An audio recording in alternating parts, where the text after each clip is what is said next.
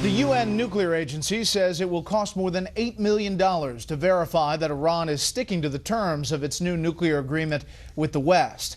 The political price President Obama is paying for pushing the deal continues to be high, especially among fellow Democrats. Chief Washington correspondent James Rosen has an update.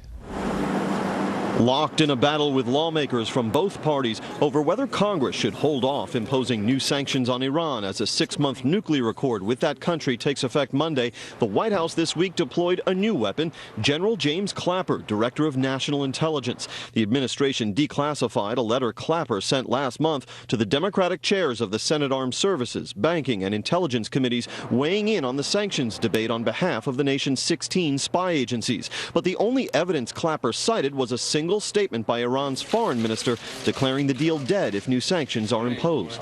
This is the finding of the intelligence community, that new sanctions would undermine the prospects for a successful, comprehensive nuclear agreement with Iran. Republican senators emerging late Thursday from a classified briefing by the State Department's number 3 official, Undersecretary Wendy Sherman, maintain that the session had only hardened their view that more sanctions, not fewer, are needed to bolster the West's nuclear diplomacy with Iran. Everybody's nervous about what they're negotiating towards, especially as you look at some of the fine print. Really, I'm more disturbed now than ever after the briefing.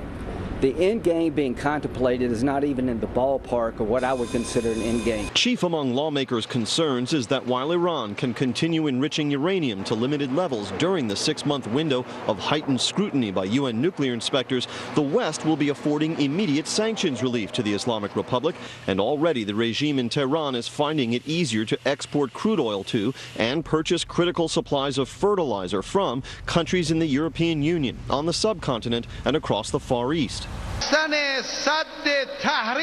Striking back at hardliners in his own country who have opposed his détente with Western powers, Iranian President Hassan Rouhani on Friday accused them of exalting their own interests above normal ties with the world.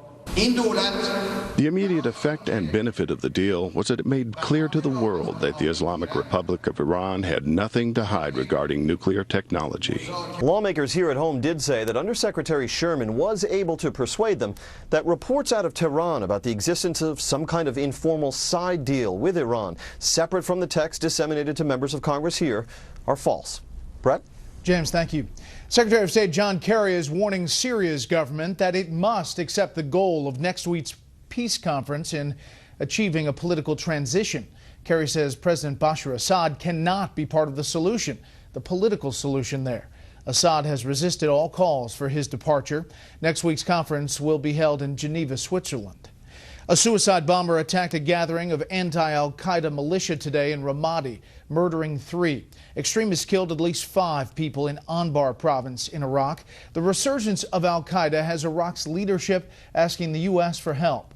National security correspondent Jennifer Griffin is here to tell us what kind of help. Good evening, Jennifer. Good evening, Brett. Iraq's Prime Minister Nouri al-Maliki delivered a new and urgent request for weapons to help in the fight against al-Qaeda militants who remain in control of Fallujah. The Defense Department announced today it is fulfilling a request for small arms, sending thousands of M16 rifles, M4 rifles, and ammunition. Maliki told U.S. officials he was out of bullets. The weapons should be there in a matter of weeks. Iraq has submitted a long list of billions of dollars of weapons to Congress, including Apache helicopter gunships. But there is concern that Maliki, a Shiite, won't simply use these weapons against al-Qaeda fighters, but could use them against his Sunni opponents. Maliki said in an interview this week that he is open to U.S. forces training Iraqi forces in neighboring Jordan, a plan that is currently under discussion.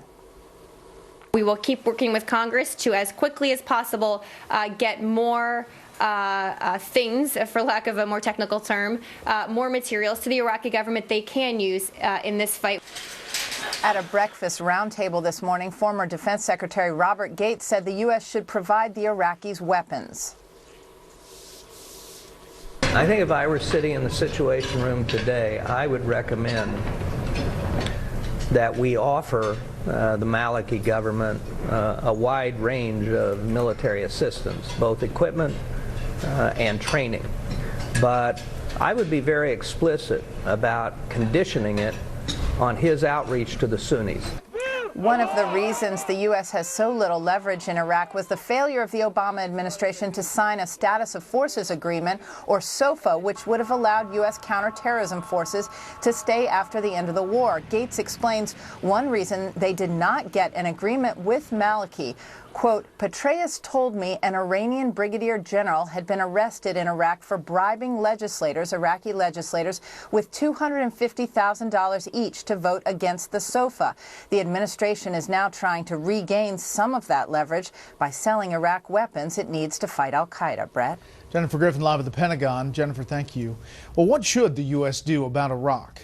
Let me know at facebook.com/BrettBairSR or on Twitter at Brett Baier. You can use the hashtag special report. Still ahead, what Republicans are doing to come up with an alternative or replacement for Obamacare. First, the media spotlight on Michelle Obama's 50th birthday.